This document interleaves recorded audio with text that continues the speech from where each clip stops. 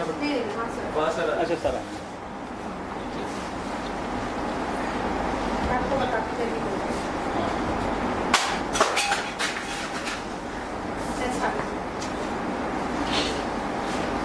बात होगी तो बात बनेगी और बात बनेगी, बात होगी। अब करो शुरू। अभी बात होगी तो बात निकलेगी और बात निकलेगी तो दूर तलक जाएगी और बात होगी तभी तो बात बनेगी। बातों के, आपकी बातें सुनने के लिए और आपको कुछ कहने के लिए हमारा ये कार्यक्रम जो हमारे नए सेक्रेटरी सर के आने के बाद शुरू हो रहा है, आपसे बातचीत करने के लिए, और वो बात है बात आपकी हमारी। नए कार्यक्रम में आप सभी का बहुत बहुत स्वागत है, सभी शिक्षकों का, सभी संस्था प्रधानों का और शिक्षा विभाग से जुड़े हुए तमाम विद्यार्थियों का और अभिभावकों का। पिछले पूरे वर्ष भर से हम गुणात्मक शिक्षा के बारे में बात कर रहे हैं, प्रयास कर रहे हैं कि किस प्रकार से विद्यार्थी का कक्षा स्तर और उसका लर्निंग लेवल, अधिगम स्तर दोनों बराबर हो। एक बच्चा जो 5वीं क्लास में आ गया है उसको कम से कम उतनी दक्षताएं जो 5वीं के लिए चिन्हित है वो आनी जरूरी होती है। प्रयास किया, इसके लिए हमने कार्यक्रम चलाया। माननीय मुख्यमंत्री महोदय ने 11 जुलाई को उद्घाटन किया। कार्यक्रम का नाम था RKSMBK। अब सभी उससे परिचित हैं और आप लोगों ने, शिक्षकों ने उसमें बहुत सारा योगदान किया और आपको जानकर के खुशी होगी कि इस पूरे कार्यक्रम में जो बच्चे अपने कक्षा स्तर से बहुत पीछे थे, 2 से अधिक स्तर पीछे थे, उन्होंने, बहुत सारे विद्यार्थियों ने 2 स्तरों में प्रगति की है। यानी कि अब उनको कॉम्पिटेंसी उस स्तर की आने लग गई है जो पहले आती थी उससे 2 स्तर पहले। दोस्तों देखिए, लर्निंग का जो प्रोसेस है उसमें 2 चीजें होती है, एक होता है लर्नर और दूसरा होता है लर्नेबल। लेकिन शिक्षक के रूप में हमारा ये दायित्व होता है कि विद्यार्थी को लर्निंग के लिए, जो लर्नेबल है, उसके लिए सही दिशा दें और ये बताएं कि उसके लिए क्या उपयुक्त है। और पूरे वर्ष भर में किए गए प्रयासों में हमने केंद्रित रखा किसे, दक्षताओं को। कैसे केंद्रित रखा? वर्कबुक बनाई, उसमें बहुत सारी गतिविधियां थी।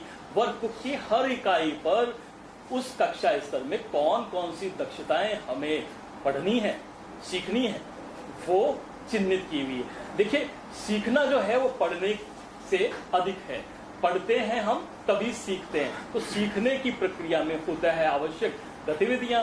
और शिक्षक के तौर पे हमारी वर्कबुक ने हमें सिखाया कि किस प्रकार से हम विद्यार्थी को इंगेज करें। विद्यार्थी ये गतिविधियों में शामिल होगा तो फिर सीखेगा, और जब सीखेगा तो वह निपुण होगा। RKSMBK का मुख्य उद्देश्य यही था कि प्रत्येक दक्षता जो चिन्हित है वो प्रत्येक विद्यार्थी को प्राप्त हो, और साथ में ये भी कि प्रत्येक विद्यार्थी अपने लर्निंग स्तर को आगे बढ़ाए, जो कि उसके लिए तय किया गया। और इसके लिए शिक्षकों ने बहुत सारी गतिविधियां खुद तैयार की, और जैसा कि आप जानते हैं इसके लिए हमने क्या किया, तकनीकी का भी सहारा लिया। और सहारा किस लिए? आपकी सहायता के लिए, बच्चों के प्रगति को एनालाइज करने के लिए हम लोग असेसमेंट करते हैं। और असेसमेंट है वो अगर केंद्रीय एजेंसी द्वारा किया जाए, अगर किसी मशीन के द्वारा किया जाए, आर्टिफिशियल इंटेलिजेंस के द्वारा किया जाए, तो उसकी वस्तुनिष्ठता सिद्ध हो जाती है। और वो फिर डेटा विश्लेषण भी वही AI आपको करके दे, तो शिक्षक के रूप में आपको सहायता मिलती है। प्रत्येक विद्यार्थी को इस बात के लिए परीक्षित करने के लिए, उसकी परीक्षा करने के लिए कि वो विद्यार्थी कितना सीखा है। तो इसी सफर में, RKSMBK के सफर में, हमने जाना कि किस प्रकार से RKSMBK ऐप आपके लिए एक सारथी बन के आया, एक असिस्टेंट बन के आया, जिसने आपको न केवल प्रतिदिन की गतिविधि दी कि आज आपको क्या करना है, किस विद्यार्थी के साथ में, किस कक्षा के साथ में कौन सी गतिविधि करनी है, और यदि वो गतिविधि आपने की और RKSMBK ऐप पर है, आपने अपडेट की, तो आपको सिक्के मिले, आपको प्रमाण पत्र मिले, सर्टिफिकेट मिले, कॉइन मिले। ये सब मिलने के साथ साथ में हुआ क्या, आपको ये पता चला कि उस दिन की आपकी कौन सी गतिविधि छूट गई है, कितने विद्यार्थियों में उसने है भागीदार किया। और इसके बाद हमने जो RKSMBK परीक्षा आंकलन फर्स्ट किया, आंकलन सेकंड किया और आंकलन थर्ड किया। तीनों के तीनों आप लोगों को केंद्रीकृत प्रश्न पत्र बन के आए और सभी प्रश्न थे वो कॉम्पिटेंसी बेस्ड थे, कॉन्सेप्चुअल क्वेश्चंस थे। विद्यार्थी तभी सीखता है जब वो जानता है कि केवल पहचानता नहीं, पहचानने के बाद में साथ में उन्हें कंपेयर करता है, नवीन परिस्थितियों में वो सीखी हुई जो वस्तु है, सीखा हुआ ज्ञान है, उसे अप्लाई कर सकता है, तुलना कर सकता है। तो ये कॉन्सेप्चुअल जो नॉलेज जब उसे हुआ, प्रश्नों की जब उसने जानना सीखा, तो हम लोगों ने आर्टिफिशियल इंटेलिजेंस की सहायता से उसका आकलन किया और आकलन करने के बाद उसका परिणाम प्रत्येक शिक्षक के पास पहुंचा RKSMB के ऐप के द्वारा। और उसमें ये भी तय था कि कौन सी चिन्हित कॉम्पिटेंसी है उसमें विद्यार्थी है, उसने अच्छा किया, अभी भी संघर्ष कर रहा है, या फिर अभी हमें पुनः प्रयास करने की आवश्यकता। आपने देखा होगा कि परिणाम है वो होलिस्टिक रिपोर्ट कार्ड के रूप में आया। परिणाम में अंक नहीं थे, परिणाम में थे स्टार्स, यानी कि जिसने 3 स्टार किसी कॉम्पिटेंसी विशेष में प्राप्त कर लिए, तो उसका अर्थ ये हुआ कि वह दक्षता प्राप्त कर ली गई है उस विद्यार्थी के द्वारा। 2 स्टार है, यानी थोड़े से प्रयास की आवश्यकता है। बच्चा, विद्यार्थी अच्छा कर रहा है, लेकिन शिक्षक को थोड़ा सा ध्यान रखने की आवश्यकता। और तीसरा था, अगर उसमें 1 ही स्टार आया है, यानी कि अभी भी आवश्यकता है इस बात की कि शिक्षक उस दक्षता विशेष के लिए कुछ ऐसा करे कि वह दक्षता उस विद्यार्थी विशेष को भी प्राप्त हो। और इसके लिए जरूरी ये था कि आप लोग क्या करते, अपनी नवीन दक्षता गतिविधि तैयार करते, आप स्वयं तैयार करते, अथवा RKSMB के ऐप पर जो उपलब्ध दक्षताओं के वीडियोज हैं, PDF है और गतिविधियां बनाई हुई है, उन्हें एक्सप्लोर करते और प्राप्त करते। बहुत सारे शिक्षकों ने ऐसा किया भी, और तभी हमारा जो परिणाम है वो तीसरा जो आकलन हुआ था उसके बाद में है, बेहतर हुआ था। यह जो हमारी सीखने की श्रृंखला है RKSMB के द्वारा, गुणात्मक शिक्षा यानी कि लर्निंग लेवल को आगे बढ़ाना, कक्षा लेवल के साथ साथ, और उन दोनों को जब हम बराबर एक स्टेज पे ले आएंगे तो हमारा सिखाने का जो उद्देश्य है वो पूरा हो पाएगा। वो जैसा कि आपको मालूम है कि इस बार के बजट में भी माननीय मुख्यमंत्री महोदय ने गुणात्मक शिक्षा के ये जो ब्रिज कोर्स है इसके लिए प्रावधान रखा हुआ है। तो हमें इस साल भी ये कार्य करना है। इस साल भी उसी प्रकार से वर्कबुक है बन करके आने वाली है आपके पास में, और ये जो वर्कबुक है इसमें गतिविधियां इस बार हमने और ज्यादा रिच करी है, इनरिच करी है, इसमें बढ़ाई है। प्रत्येक विद्यार्थी को दक्षता विशेष के लिए न केवल एक दक्षता को प्राप्त करने के लिए एक गतिविधि पर निर्भर नहीं रखना, बल्कि गतिविधियों की श्रृंखला है। अगर एक गतिविधि है वो सही नहीं हो पाती है तो दूसरे गतिविधि के बारे में हम लोग प्रयास कर सकते हैं। और जो हमारा ऐप था वो तो आपके साथ में उसी तरह से साथी के रूप में काम करेगा, उसी तरह से आपके असिस्टेंट के रूप में काम करेगा और आपके गाइड के रूप में भी काम करेगा, क्योंकि आपको बताएगा कि कल आने वाले दिन में स्कूल में जाते ही आपको क्या क्या करना है, और करने के बाद में अगर आप पूरा करते हैं तो उसी प्रकार से आपको उस विद्यार्थी विशेष के परिणाम की जानकारी भी देगा।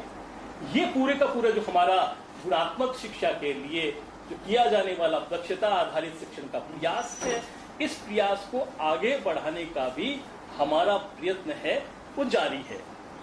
इस संबंध में हमारे साथ में इस बार जो नए हमारे सेक्रेटरी महोदय हैं वो है, मैं उनके बारे में उनका नाम बताऊं उससे पहले मैं कुछ बातें बताना चाहता हूं। ये जो है हमारे अतिथि आज के, वो पिछले 22 सालों से प्रशासनिक सेवाओं में हैं। प्रशासनिक सेवाओं का, प्रशासन का अर्थ है वो कतई संवेदनशीलता से पृथक नहीं होता। यहाँ पर खास बात मैं कहने वाला हूँ, इन्होंने एक कार्यक्रम चलाया था और वो कार्यक्रम था डॉटर्स आर प्रेशियस, यानी कि बेटियां हैं बहुत महत्वपूर्ण होती है।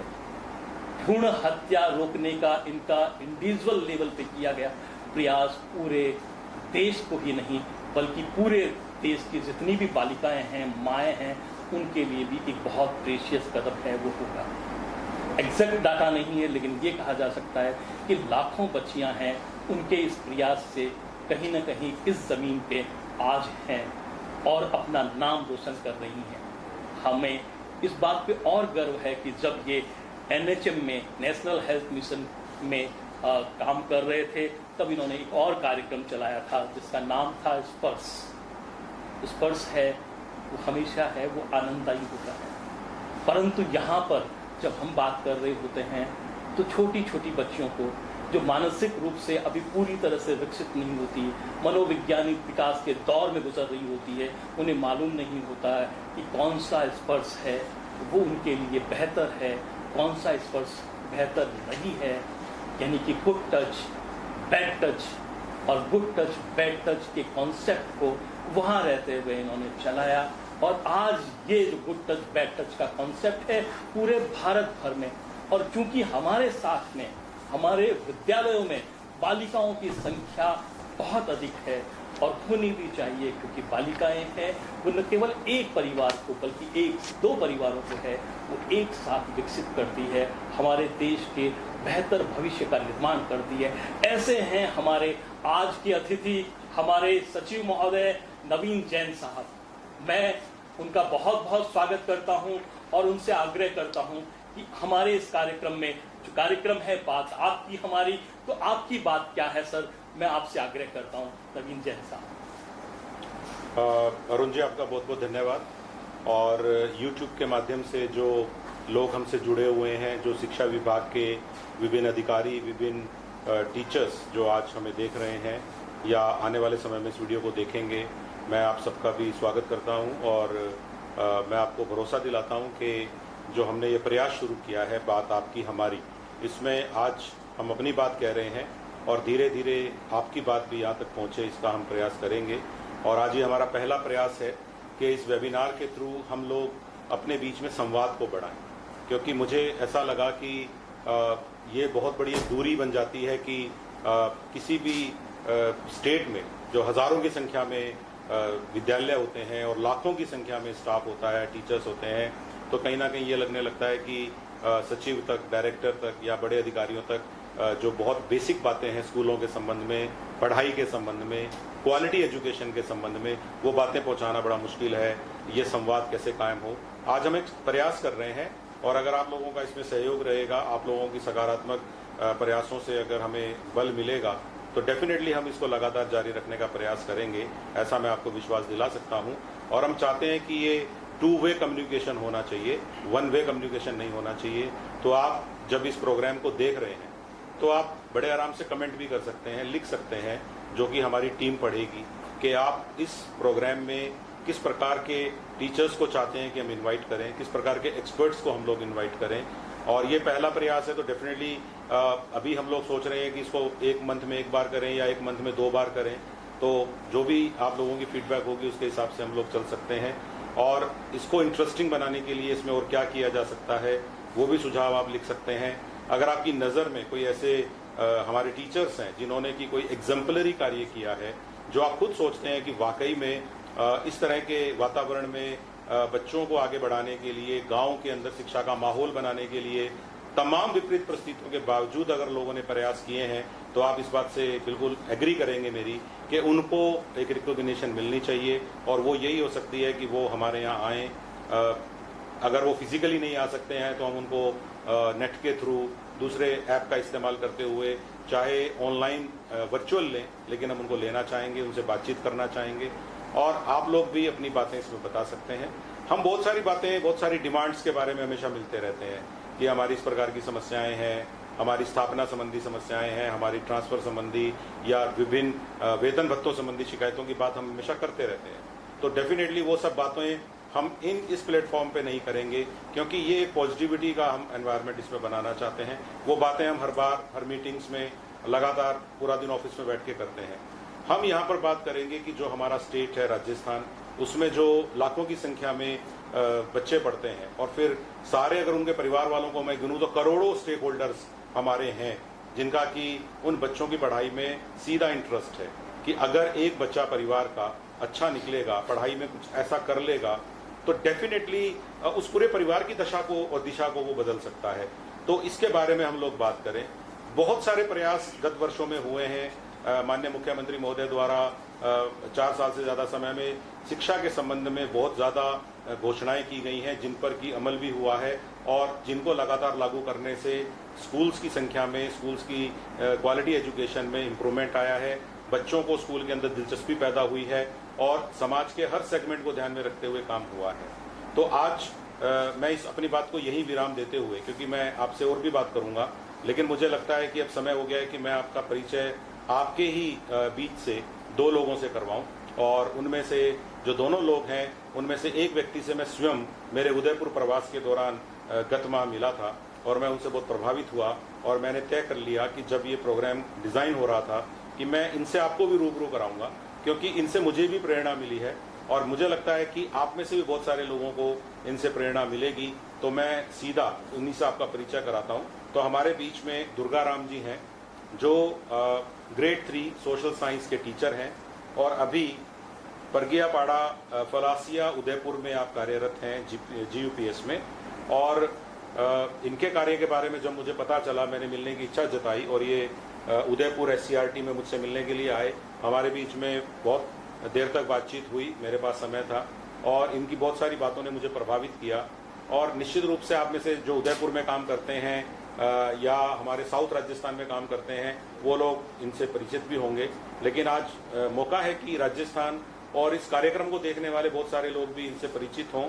तो मैं इनको जिस रूप में आपके सामने परिचित कराऊंगा, मैं तो एक ही लाइन में परिचय कराऊंगा दुर्गा राम जी का, कि दुर्गा राम जी एक मोटिवेशन है कि किस प्रकार से अगर कुछ घरों को अपनी आमदनी बढ़ाने के चक्कर में बच्चों को घर से दूर भेजना पड़ता है, जो कि लीगली भी सही नहीं है और कॉन्स्टिट्यूशनली भी सही नहीं है और बच्चों के भविष्य के साथ भी खिलवाड़ है। तो अगर बच्चों को चाइल्ड लेबर या इसी प्रकार के दूसरे कृत्यों के साथ संलग्न कर दिया जाता है, तो दुर्गा राम जी ने किस प्रकार के प्रयास करते हुए ये कार्य किया है, मैं चाहूँगा कि हम उनसे ही सुने।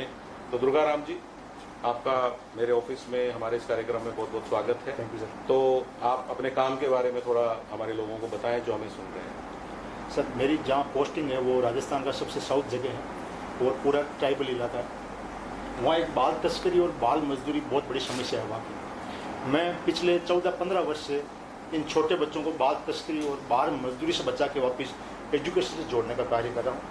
ये मैं कार्य 2008 से भी लगातार कर रहा हूँ। मेरे पास पहले ऐसा कोई आंकड़े से किट थे नहीं, फिर जैसे आप जैसे अधिकारियों द्वारा आंकड़े मांगे गए तो मेरे को काफ़ी समय लगा आंकड़े झुकाने में।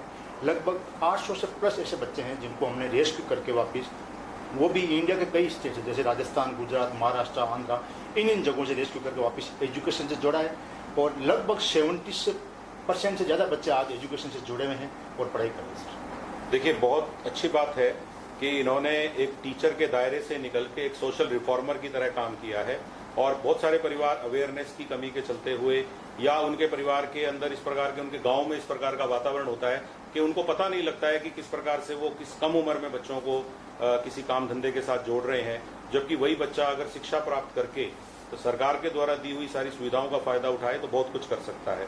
तो मैं दुर्गा राम जी आपसे पूछना चाहूंगा कि जब आप ऐसे बच्चों को प्रेरित कर लेते हैं कि भैया आप अभी काम धंधे में मत लगिए, आप उनके माँ बाप को प्रेरित कर लेते हैं कि भाई इनको काम में अभी मत लगाइए, तो फिर आप उन बच्चों को जब वापस अपने उदयपुर क्षेत्र में लेके आते हैं जी, तो आप क्या फिर उनके लिए क्या प्रयास उसके बाद रहता है? सर, वो बच्चा जिस पंचायत का, जिस क्षेत्र का है, पहले वहाँ की स्कूल में एडमिशन करवाते। कई बच्चे सर ऐसे आते हैं जो अनाथ टाइप के बच्चे होते हैं, अब उनका वहाँ कोई गार्जियन नहीं होता है तो हम उस बच्चों को नज़दीकी हॉस्टल में या जो उदयपुर सिटी में, शहर में जो हॉस्टल बनी हुई है या जनजाति की TAD डिपार्टमेंट की जो हॉस्टल हैं, उन हॉस्टलों में प्रवेश दिलाना।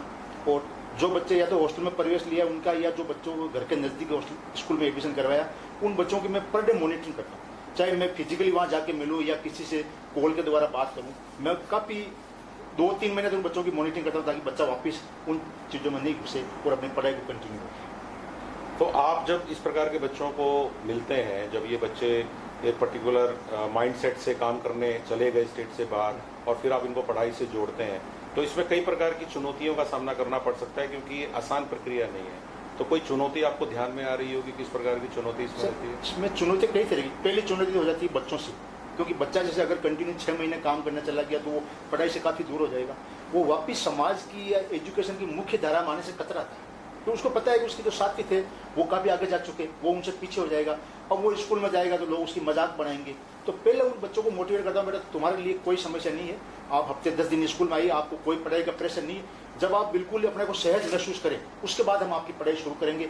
तो बच्चे उसे मोटिवेट होते हैं कि यार हमारे को तो 10-15 दिन कोई बोलने वाला नहीं है, तब तक बच्चा वो माहौल के नशा डर जाता है और अपनी पढ़ाई शुरू करता है। दूसरी समस्या क्या आती है सर, उन बच्चों के गार्जियन की। उन गार्जियन को समझाना भारी पड़ जाता है कि उन माता पिता को नहीं पता होता कि हमने जिस बच्चे को काम पे भेजा उस बच्चे के साथ वहाँ के क्या क्या घटनाएं। और सबसे बड़ी बात, इनकी जो ले जाने वाले एजेंट होते हैं उनकी एक बहुत बड़ी चेन है, और वो इतनी बड़ी चेन, मतलब एक बहुत बड़ा माफिया मान लीजिए आप। उनसे मेरे को आए दिन धमकियाँ मिलती रहती, कई बार मेरे ऊपर अटैक भी करने की कोशिश की है, लेकिन ईश्वर की ऐसी कृपा है कि मैं इस काम को उस अटैक के कारण या उन धमकियों के कारण उनको अपना पॉजिटिव लेकर दुगुनी मेहनत से काम करता हूँ। चलिए, ये आपने बहुत अच्छी बात बताई है और मुझे उम्मीद है कि आप इसको अगर वहाँ पे जो जिला अथॉरिटीज़ हैं उनकी नॉलेज में भी कुछ चीज़ लाएंगे तो डेफिनेटली हम इन प्रयासों को और अच्छे से कर सकते हैं। लेकिन ये एक चैलेंज हमेशा रहता है कि माँ बाप अपनी आमदनी को सप्लीमेंट करने के लिए बच्चों को कम एज में काम धंधे के साथ जोड़ने का प्रयास करते हैं, और कई गाँव में इस प्रकार का साउथ राजस्थान में कल्चर भी देखने में आता है जो बच्चे के भविष्य के लिए तो सही नहीं है, लेकिन उस गाँव के हिसाब से वो ऐसा काम होने लगता है। जी सर। और मुझे उम्मीद है कि आपने जिन बच्चों को रेस्क्यू किया है या जिन लोगों को आप प्रेरित कर पाए हैं, मैं तो प्रेरित वर्ड यूज़ करूंगा, उनको आप उपचारात्मक शिक्षण के द्वारा, जो कि माननीय सीएम साहब की घोषणा भी है कि इसमें उपचारात्मक शिक्षण भी दिया जा सकता है अगर कोई बच्चा पिछड़ गया है पढ़ाई में। आपने जैसा कहा कि उसके साथ के बच्चे आगे चले गए हैं, तो ये एक टीचर का दायित्व बनता है जिस भी स्कूल में आपने उनको कराया है कि वो अपना चैलेंज समझ के उस बच्चे को उसकी उम्र के बच्चों तक एजुकेशन के लेवल पर पहुंचाए। तो आप इसको कैसे सुनिश्चित करते हैं? सर पहले तो जैसे अगर बच्चा मेरे क्षेत्र का या मेरी पंचायत का, तो मैं एक्स्ट्रा समय देकर या स्कूल समय के बाद उस बच्चे को पढ़ाने की कोशिश करता हूँ। अगर जैसे मान लो कोई बच्चे की एज लगभग 14 साल या 13 साल, वो बच्चा 7वीं 8वीं क्लास का, लेकिन उसका लेवल पहली क्लास के लायक ही नहीं है, तो हम उस बच्चे के लिए एक्स्ट्रा क्लास लगा दी। या जैसे कोई 7वीं क्लास का बच्चा, उसको थोड़ा दिन महीना भर पहली दूसरी क्लास में बिठाया ताकि एक बार वो बेसिक तैयार अपना बेस तैयार कर सके, फिर उसको धीरे धीरे अगली कक्षा में लो। सर एक बच्चे का सिलेबस कराना कोई बड़ी बात नहीं, बड़ी बात होती है कि उसके पहले बच्चे को लाना। तो हमारा पहला दायित्व बनता है उस बच्चे को पैरेलल लाते हैं, एक्स्ट्रा क्लास हो गई या घर पे जाके हमने कुछ कोच कर दिया, या किसी गांव में जो अच्छा पढ़ा लिखा लड़का है वो भी मेरी बात मानता है तो उसको बोले भाई आप घंटे 2 घंटे जाओ उस बच्चे को इस बराबर लेके। बहुत बढ़िया। तो इस प्रकार से हम देख सकते हैं कि दुर्गाराम जी ने पिछले आई थिंक 8 से 10 सालों के अंदर आपने ये प्रयास किए होंगे, मैं ये मानता हूँ कि ये इतने सालों से इस प्रयास को करते हुए एक बड़ी संख्या में प्रेरणा पैदा कर पाए हैं माँ बाप के अंदर कि भाई आप अपने बच्चों को इतनी कम एज में ऐसे कामों में मत लगाइए जिनसे उनके भविष्य खराब होते हैं। अगर बच्चे की पढ़ाई में इन्वेस्टमेंट हम करेंगे तो डेफिनेट सी बात है कि आपको एक बार ये लग सकता है कि आज कोई इनकम बच्चे से नहीं आ रही है क्योंकि बच्चा तो स्कूल जा रहा है, लेकिन कुछ सालों बाद ये इन्वेस्टमेंट बहुत अच्छा रिटर्न देगी। तो मैं इनके इंटरव्यू के थ्रू हमारे सभी टीचर्स को जो ऐसे एरियाज में काम करते हैं उनको ये कहना चाहूँगा कि जहाँ पर पेरेंट्स बच्चों को जल्दी किसी काम धंधे में, चाहे वो घर पे ही लगाएं, चाहे वो खेत में ही लगाएं, चाहे वो अपने किसी और पुश्तैनी धंधे में लगाएं या राज्य के बाहर ले जाने की कोशिश करते हैं, हम उन सभी को ये प्रेरणा दें टीचर के तौर पर कि देखिए शिक्षा का कोई विकल्प नहीं हो सकता, शिक्षा के थ्रू जागृति का कोई विकल्प नहीं हो सकता।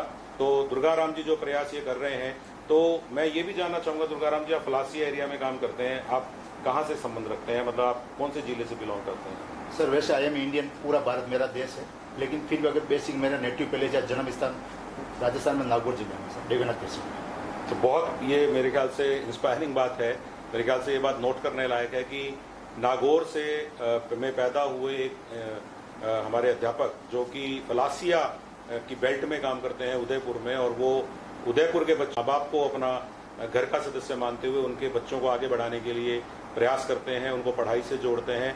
तो इस तरह से बड़ा अच्छा लगता है, बड़े गर्व की बात है कि इस प्रकार के ग्रेड 3 टीचर, जो कि मैं किसी ग्रेड में नहीं रख सकता क्योंकि आप मेरे लिए तो सबसे ऊपर वाली ग्रेड में हैं, ये ग्रेड तो सिर्फ एक नोमेनक्लेचर है। तो मैं मेरी तरफ से आपको बहुत बहुत शुभकामनाएं देना चाहूँगा, और आप कुछ अपने साथी टीचर्स को कहना चाहते हैं तो आप यूट्यूब के जरिए कह सकते हैं। सर मैं ये साथियों को ये बोलना चाहूँगा, कई बार क्या होता है कुछ चीज़ों का एक अपन रोना होते हैं कि यार ये नहीं हो पाए, क्यों नहीं हो पाए। सर मैं जो भी काम करता हूँ ना, उन काम के अंदर सर मैं नीचे से लेके हाई अथॉरिटी अपने आप को समझता हूँ।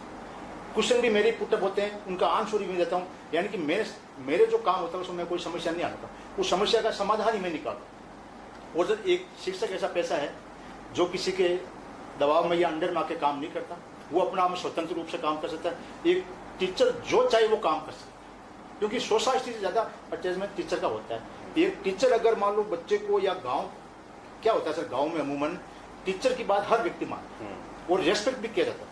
बाकी डिपार्टमेंट से हर व्यक्ति का इतना पाला नहीं पड़ता, क्योंकि एजुकेशन या टीचर से तो हर व्यक्ति संबंधित होगा ही होगा उसके पूरी जीवन काल में। तो अगर टीचर जो चाहे, जरूरी नहीं है कि आप सर जो मैं मेरा बेल्ट बताऊँ, वहाँ जहाँ में पोस्टिंग है वहाँ एजुकेशन से सेकेंडरी चीज, पहला तो है कि उनको अपने जीवन से संघर्ष करना पड़ता है।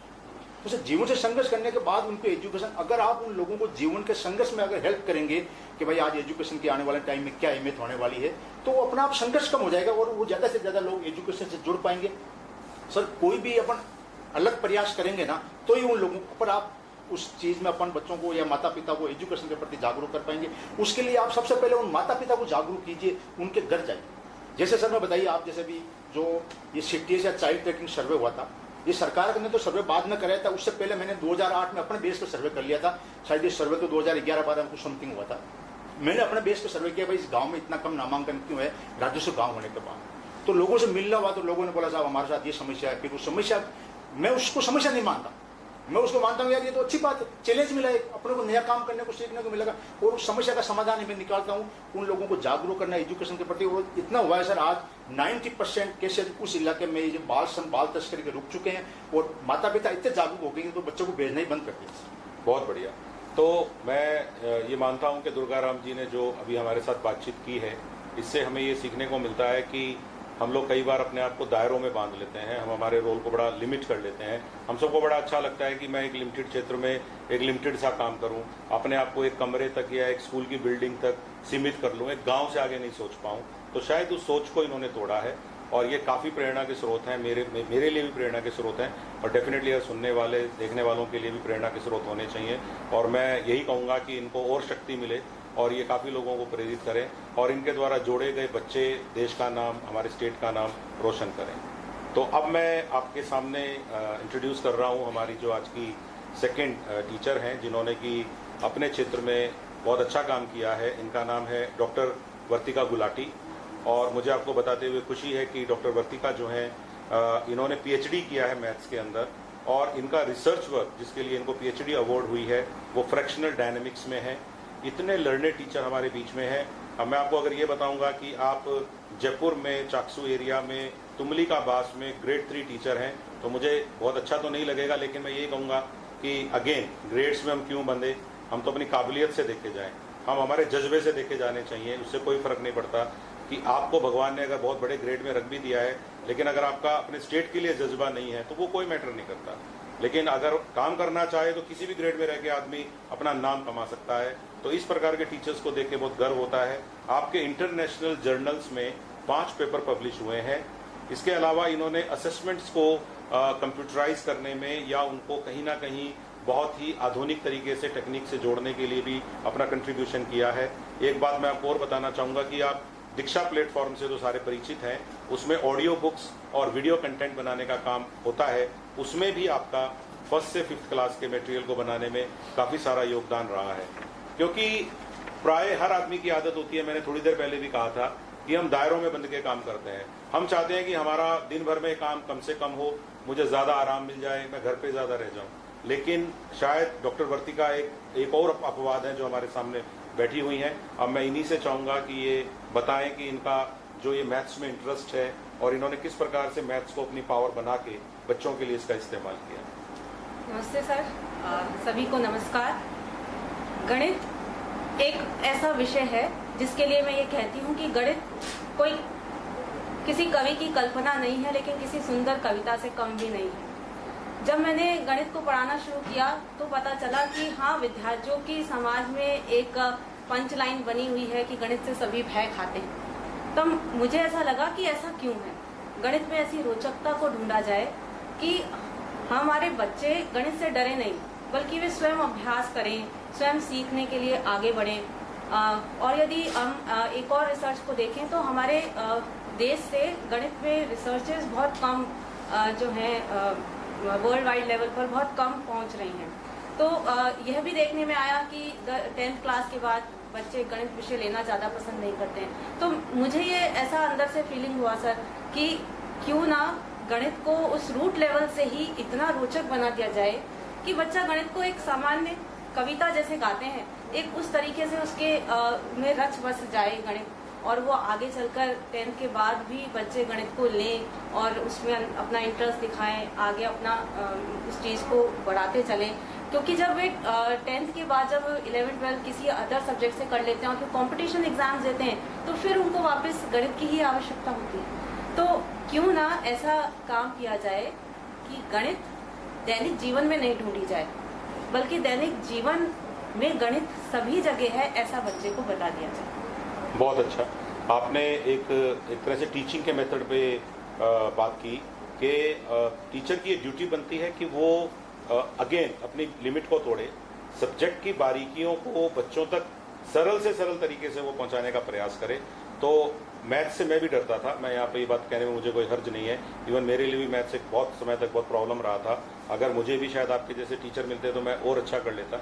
लेकिन आपने अपने जो स्कूल है उसके बच्चों को, जैसे आप मैथ्स में उनको इंटरेस्ट क्रिएट करना चाहती हैं, तो किस प्रकार की टेक्निक्स का आप इस्तेमाल करते हैं? सर, गणित के लिए मैं ये कहूँगी कि किसी तकनीक की आवश्यकता ही नहीं है।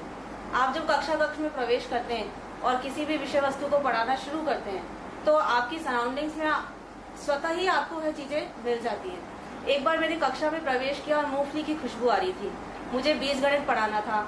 अब पढ़ाने के बाद 5-10 मिनट मैंने उसकी जो बारीकियां हैं वो बच्चों को समझाना शुरू की, और जब प्रश्न किया तो पता चला कि बच्चों को इसमें इंटरेस्ट नहीं आ रहा। तो मैंने बच्चों से कहा कोई मूंगफली लेकर आया है, क्योंकि खुशबू आ रही है। तो उन्होंने मुझे मूंगफली लाकर दे दी, और मैंने वहीं एक गतिविधि का निर्माण किया, बहुपद का बहुपद से गुणा कैसे किया जाता है। आज वही गतिविधि मैं हर कक्षा में, हर सत्र में कराती हूँ, और हमारे क्षेत्र में वो जो प्रश्न है बहुपद का बहुपद से गुणा, वो मूंगफली वाले सवालों के नाम से फेमस है। बहुत अच्छा। तो देखा आप सब लोगों ने कि किस प्रकार से जो डे टू डे इस्तेमाल की चीज़ें हैं, कोई ज़रूरी नहीं कि हमारे पास बहुत बड़े TLMs हों, कोई बहुत बड़ी हमारे पास डिवाइसेस हों। हालांकि मैंने देखा है कि गत वर्षों में सरकार के द्वारा, हमारे काउंसिल के द्वारा समग्र शिक्षा के माध्यम से बहुत सारी वर्कबुक्स आई हैं, बहुत सारी दूसरे टूल्स आए हैं, जिनका उपयोग अगर किया जाए तो बच्चों को केवल मैथ्स ही नहीं बल्कि बहुत सारे सब्जेक्ट अच्छे तरीके से समझाए जा सकते हैं। तो मैं वर्तिका जी आपसे ये पूछना चाहूँगा कि आपको कोई ऐसा वाक्य या ऐसा कोई बच्चा याद आ रहा है जिसको आपको लगता है कि आप उसको याद करके ये कह सकती हैं कि हाँ, उसके जीवन में परिवर्तन लाने में आपकी एक भूमिका रही है? जी बिल्कुल सर। अभी मैं जिस विद्यालय में पोस्टेड हूँ, जब शुरुआत में मैं यहाँ आई थी तो वहाँ थोड़ा गणित के पहली अध्यापिका के रूप में मैं वहाँ पहुँची थी। उससे पहले अदर विषय के मेरे अध्यापक शिक्षक साथी बहुत अच्छा उनको पढ़ा रहे थे, लेकिन फिर भी एक अपने विषय का एक अलग इम्पैक्ट होता है। तब मैंने वहाँ पर एक विद्यार्थी को चिन्हित किया। वो बहुत अच्छा गणित में क्या हुआ, अन्य विषयों में भी बहुत अच्छी थी पढ़ने में, लेकिन उसकी पारिवारिक स्थितियाँ उतनी बेहतर नहीं थी। तो उनके घर वालों से जब बात की तो मैं एक बालिका विद्यालय में कार्यरत हूँ, तो बालिकाओं को घर जाकर काम भी करना होता है, लेकिन वो बालिका इतनी पढ़ाई के प्रति जागरूक और समर्पित थी कि वे अन्य बालिकाओं से अलग होकर भी एक अच्छा अपना अधिगम स्तर बनाकर उसने रखा हुआ था। मैं नाम लेना चाहूँगी, उसका नाम प्रियंका बैरवा है। और धीरे धीरे जब मैंने वहाँ पढ़ाना शुरू किया, उस सत्र में वे कक्षा 8 में थी। मुझे उसके साथ काम करने में सिर्फ 8 ही महीने का समय मिला था, परंतु उस 8 महीने में मेरा उसके साथ इतना आत्मीय संबंध बन गया था, और आज भी है, कि मैंने जब उसकी समस्या को पहचाना, फिर मैंने धीरे धीरे उसके साथ और निकटता बढ़ाई, उसके घर वालों के साथ बात की, और गणित के जो महत्वपूर्ण विषय हैं, जैसा कि प्रत्येक शिक्षक अपने विद्यार्थियों के साथ करता है कि उसे अपने विषय के अलावा और भी प्रेरणास्पद चीज़ें बताने की कोशिश करता है, भविष्य के लिए उसे तैयार करने की कोशिश करता है। सर, मैंने वैसा ही कोई काम उसके साथ किया, और मेरी एक बात थी जो वो आज भी कहती है कि मैं आपको देखती थी दीदी कि आप विद्यालय में आते हो सुबह और अंत तक बस हमारे साथ ही काम करते रहते हो। तो वो उसकी वो लाइन ने मुझे आज तक प्रेरणा दे रखी है कि यदि मेरे व्यवहार से मेरी एक विद्यार्थी ने इस चीज़ को सीखा है, आज सर वो प्रशासनिक सेवाओं के लिए तैयारी कर रही है और नियमित रूप से मेरे साथ जुड़ी हुई है। यही है कि एक शिक्षक का आचार विचार और व्यवहार अपने विद्यार्थी की दिशा को बदल सकता है। बहुत अच्छी बात आपने बताई, बहुत ही माइक्रो लेवल पे, एक पर्सनल लेवल पे आपने जो बात बताई कि प्रियंका को आपने सपोर्ट किया, उसको लगातार मेंटरिंग दी। तो मुझे लगता है कि अगर मैं मेरे टीचर्स को आज याद करता हूँ तो आज मैं जिस पोजीशन पे पहुंचा हूँ उसमें मेरे टीचर्स का डेफिनेटली बहुत बड़ा योगदान था।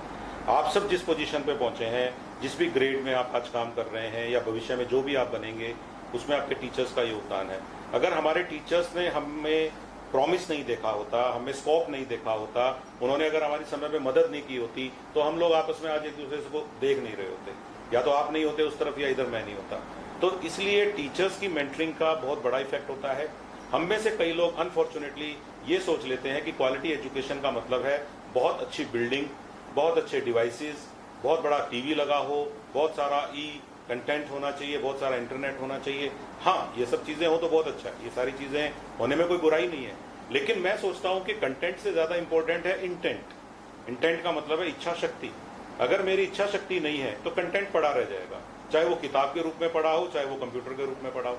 तो मैं वर्तिका जी को बधाई देना चाहता हूं और बहुत बहुत अपनी तरफ से साधुवाद देता हूं कि आपने मैथ्स जैसे सब्जेक्ट में अपने स्टूडेंट्स का इंटरेस्ट क्रिएट किया। आप एक ग्रामीण स्कूल में जाके बच्चों में मैथ्स के प्रति इंटरेस्ट क्रिएट कर रही हैं और आपकी प्रेरणा से एक बच्ची जो कि कठिन परिस्थितियों में थी, आज सिविल सर्विस या कोई भी एग्जाम देने के लिए अपने आप को तैयार कर रही है। तो टीचर्स पूरी जिंदगी बदल सकते हैं, पूरा एक परिवार का पूरा खांचा बदल सकते हैं अगर उनमें इंटरेस्ट हो। लेकिन हम में से ज्यादातर लोग अपनी सोच को सबसे पहले अगर बदलेंगे तो ये काम हो पाएगा। क्वालिटी एजुकेशन की शुरुआत हमारे माइंडसेट से होती है। ये दो एग्जाम्पल आपके सामने बैठे हैं, क्वालिटी एजुकेशन हो या क्वालिटी लाइफ हो, इसकी शुरुआत होती है टीचर्स के माइंडसेट से। अगर उनके माइंडसेट में ये बात क्लियर है कि मैं कोई प्रॉफिट के लिए जॉब नहीं कर रहा हूं, मैं कोई सैलरी अकाउंट में जमा कराने के लिए जॉब नहीं कर रहा हूं, मेरे जीवन का कोई मकसद रहा होगा जो मैं इतने पुनीत कार्य में आया हूं, तो ये दो प्रेरणा आपके सामने है। आपके बीच में हजारों की संख्या में प्रेरणाएं होंगी जिनसे हो सकता है कि हम सबसे तो नहीं मिल पाएंगे, लेकिन डेफिनेटली अगर आप हमें उनके बारे में बताएंगे तो हम मेंशन जरूर करना चाहेंगे।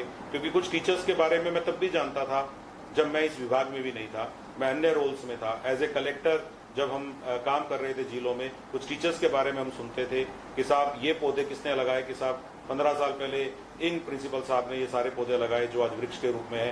तो गांव वालों को ये भी याद रहता था कि किन प्रिंसिपल साहब के लगाने से ये पौधे लगे, किन प्रिंसिपल साहब ने जन सहयोग इकट्ठा करके कुछ कमरे बनवाए हैं, लाइब्रेरी बनवाई है, लैब्स बनवाई है, और कैसे उन्होंने भामाशाहों को पकड़ पकड़ के चार दीवारी का निर्माण करा के अतिक्रमण को हटाया है। ऐसे सारे टीचर्स को साधुवाद मैं देना चाहता हूं। और ऐसे सारे टीचर्स, चाहे हम उनका नाम ले पाए कि नहीं ले पाए, चाहे वो सारे एक तरह से अनसंग हीरोज हैं जिनके बारे में हम नहीं जानते, लेकिन ऐसे लोगों की वजह से राजस्थान की शिक्षा की जो व्यवस्था है उसमें बहुत सारी अच्छी चीजें जुड़ी हैं। और आप में से भी बहुत सारे लोग ऐसे हैं जो कई बार कुछ ऐसे लोगों को देखकर थोड़े से डेविएट हो जाते हैं कि शायद ये लोग अगर ज्यादा नहीं कर रहे हैं तो मैं ज्यादा क्यों करूं। मुझे लगता है कि प्रेरणा पॉजिटिव होनी चाहिए, नेगेटिव नहीं हो सकती, क्योंकि मुझे लगता है कि इस देश का हर बच्चा मैटर करता है। जब आप ये सोचते हैं कि मेरे यहाँ बच्चों की संख्या कम है या मेरे पास साधन कम है, मैं करने को तो बहुत कुछ कर लेता अगर मैं किसी ऐसे स्कूल में होता। हमारी इच्छाएं लोकेशन बेस्ड क्यों होनी चाहिए? हमारी इच्छा ये क्यों होनी चाहिए कि मैं वहां कर पाता और यहाँ नहीं कर पाऊंगा? इंसान बहुत सारे ऐसे होंगे जो नॉर्थ ईस्ट में जाके भी चेंज ला रहे होंगे, छत्तीसगढ़ की नक्सलाइट बेल्ट में भी चेंज ला रहे होंगे, कश्मीर के सीमाओं पर भी स्कूलों में पढ़ा रहे होंगे। अगर हम उनसे अपनी तुलना करें तो उनसे तो हम लाख गुना अच्छी पोजीशन में बैठे हुए हैं। मुझे अपने स्कूल में जाते हुए वापसी में किसी माइन के ब्लास्ट होने का डर तो नहीं है, कोई मेरे ऊपर स्टेन गन से या मशीन गन से हमला नहीं कर सकता है। अगर मैं इतने शांतिपूर्ण वातावरण में रहकर केवल अपने स्कूल के अंदर आने वाले बच्चों के भविष्य की चिंता करूंगा तो क्वालिटी एजुकेशन दूर का सपना बिल्कुल भी नहीं हो सकती। ये हम सब पे डिपेंड करता है। अगर मुझसे लेके हमारे सभी डायरेक्टर, हमारे सारे ऑफिसर्स और हमारे जितने भी सीडीओ हैं, हमारे ज्वाइंट डायरेक्टर हैं, हमारे सीबीओज हैं, सभी प्रकार के डीओज हैं, अगर हम सारे मिलकर प्रयास करेंगे तो राजस्थान की शिक्षा में हम लोग नई क्रांति ला सकते हैं। और मैं फिर कहूंगा, संसाधन पहले बहुत कम थे लेकिन शिक्षा का स्तर पहले भी कम नहीं था, और अब संसाधन बड़े हैं तो उन संसाधनों को बच्चों तक पहुंचाइए। मेरा इशारा है कि जो वर्क बुक्स पिछले कुछ वर्षों में तैयार हुई है, जो किट्स तैयार हुई हैं, जो विभिन्न प्रकार की सामग्री तैयार हुई है, जो SCRT ने या हमारे साथ के साथी CSR ऑर्गेनाइजेशंस ने, जैसे कि हमारे यहाँ बोस्टन कंसल्टिंग ग्रुप ने भी कुछ बुक्स तैयार करके आप लोगों को उपचारात्मक शिक्षण के लिए दी हैं। मैंने बहुत सारी संस्थाओं के बारे में सुना है जो विभिन्न प्रकार का मटेरियल तैयार कर रहे हैं। हर प्रकार के मटेरियल को हमें देखना चाहिए। बहुत बड़ा समय होता है 8-9 महीने का। अगर मैं जुलाई में ये ठान लूं कि मैं मेरी क्लास के बच्चों को, मैं मुझे दिए हुए बच्चों के इस साल के लर्निंग प्रोसेस को आसान बनाना चाहता हूं, मैं उनकी अंडरस्टैंडिंग के लेवल को इंप्रूव करना चाहता हूं, बिल्कुल वैसे जैसे मैं मेरे खुद के बच्चे को अच्छा करना चाहता हूं, केवल इतना सोचना काफी है। मैं आपको विश्वास दिलाता हूं कि हमारी क्वालिटी एजुकेशन को आसमान छूने से कोई रोक नहीं सकता है और हर बच्चा मैटर करता है। बिल्कुल मत सोचिए कि आपके करने से कितने लोगों को फर्क पड़ रहा है। बहुत मैक्रो लेवल पे जाके सोचने की जिम्मेदारी तो हमें दी गई है। आप तो माइक्रो लेवल पे सोचिए कि आपके स्कूल की बाउंड्री में प्रवेश करने वाले बच्चे के जीवन में आप क्या परिवर्तन ला सकते हैं। वो सबसे बड़ी चीज है। वो अचीवमेंट आपको उस समय याद आएगी जब आप रिटायर होने पे आएंगे, जब आप रिटायरमेंट के बाद कभी अपने जीवन के बारे में सोचेंगे, तब आपको ये बात जरूर पिंच करेगी कि मैं उस एरिया में इतने बच्चों की लाइफ में ये चेंज ला सकता था, मुझे एक अवसर मिला था, क्या मैंने उसका फायदा उठाया। तो आपने देखा कि बहुत सारे टीचर उन बाउंड्रीज को तोड़ चुके हैं जिनमें हम बंधे हुए थे और उसके बियॉन्ड जाके अपना फर्ज अदा कर रहे हैं। लेकिन ये संख्या बहुत सारी होनी चाहिए और बहुत सारी संख्या है तो और गुना, कई गुना होनी चाहिए, ऐसा मेरा मानना है। एक छोटी सी कहानी के साथ मैं मेरी बात समाप्त करना चाहूंगा और वो ये है कि हर व्यक्ति इंपॉर्टेंट क्यों है, हर व्यक्ति, हर बच्चा इंपॉर्टेंट क्यों है। एक कहानी जो मैंने सुनी है वो मैं आपके सामने रखना चाहूंगा कि एक बार एक गांव का व्यक्ति समुद्र के किनारे टहल रहा था। उसने पहली बार समुद्र देखा था और अचानक समुद्र से बहुत बड़ी लहर किनारे की तरफ आती है और बहुत सारी मछलियों को किनारे पर छोड़कर वापस चली गई। मछलियां पानी की कमी के कारण बहुत बुरी तरह से तड़पने लगती हैं। उस गांव के आदमी को दया आती है और वो नीचे बैठ के उन मछलियों को समुद्र में फेंकना शुरू कर देता है। बहुत सारी मछलियां हैं, फेंकते फेंकते पसीने आने लगते हैं, लेकिन इतने में एक और बड़ी वेव आती है और बहुत सारी मछलियां फिर से फेंक के चली जाती हैं। वो बहुत परेशान होता है, लेकिन कुछ ठानता है, बैठ जाता है, फिर से मछलियों को समुद्र में फेंकना शुरू कर देता है। ये सब करते हुए उसे एक दुनियादार आदमी देख लेता है। हम सब दुनियादार लोग हैं जो बहुत ज्यादा दुनियादारी समझते हैं। ऐसा एक दुनियादार समझदार आदमी उसके पास गया और उसे समझाने लगा कि भाई ये सब मत करो, ये तो यहाँ हर रोज होता है, कोई फर्क नहीं पड़ता। जब वो ये काम नीचे बैठ के कर रहा था मछलियों को समुद्र में फेंकने का, तो उसने ये लास्ट लाइन सुनी, कोई फर्क नहीं पड़ता। वो रुक गया। जब वो रुका तो उसके हाथ में मछलियां फेंकते फेंकते एक मछली थी। वो खड़ा होता है और उस आदमी को कहता है कि इसको तो फर्क पड़ता है, और उसको मछली दिखा के उसको समुद्र में फेंक देता है। याद रखिए, हम में से हर व्यक्ति जीवन में कभी ना कभी मछली होता है और कभी ना कभी वो व्यक्ति होता है जिसे मछलियों को समुद्र में फेंकने का मौका मिलता है। और जब हम मछली होते हैं तो हमेशा ये चाहते हैं कि फेंकने वाला तुरंत हमें समुद्र में फेंक के बचा ले, लेकिन जब हमारे हाथ में कोई मछली होती है हम अपने कर्तव्य को भूलने लगते हैं। किसी ने मछली के रूप में हमें समुद्र में नहीं फेंका होता तो हम तैरे नहीं होते, लेकिन जब किसी और को तैराने का समय आता है तो हम भूल जाते हैं। इस कहानी ने मुझे मेरी लाइफ में बहुत प्रेरित किया है और मैंने आपके सामने आज पहली कड़ी में ये कहानी रखी है। इस तरह की बहुत सारी प्रेरणा की कहानियां हम लोग आपस में शेयर कर सकते हैं। आप लोग भी कमेंट में कोई कहानी मुझे बताएंगे तो डेफिनेटली मैं आपका नाम लेके उस कहानी को सुनाना पसंद करूंगा कि ये कहानी मुझे इन अध्यापक महोदय ने या इन अधिकारी ने भेजी है। लेकिन आज के लिए मुझे लगता है कि हमने काफ़ी सारी चर्चा कर ली है। मैं अरुण जी का और टीम का भी धन्यवाद करूंगा जिन्होंने आज इस पहले एपिसोड को तैयार करने के लिए बहुत सारी मेहनत की है। हमारे दोनों अतिथियों को मैं फिर से धन्यवाद करूंगा। आपने बहुत ट्रैवल किया, उदयपुर से आप ट्रैवल करके आए हैं, और वर्तिका जी का भी और दुर्गाराम जी का भी बहुत बहुत धन्यवाद। Thank you. आप सबका और सचिव महोदय का भी बहुत बहुत धन्यवाद। हम सब है अपने कर्तव्य का निर्वहन करेंगे और हमारे हाथ में जो भी मछली आएगी उस मछली को उसी समंदर की गहराई तक पहुंचाने के लिए हम सब प्रयास करेंगे। इस नोट के साथ में मैं आप सभी दर्शकों का और हमारे सचिव महोदय का बहुत बहुत आभार व्यक्त करता हूं। आप बात हमारी आपकी में जिसने हमारे इस कार्यक्रम के अंत में एक मुस्कान रूपी बात है वो छोड़ी है। आपका बहुत बहुत शुक्रिया, धन्यवाद।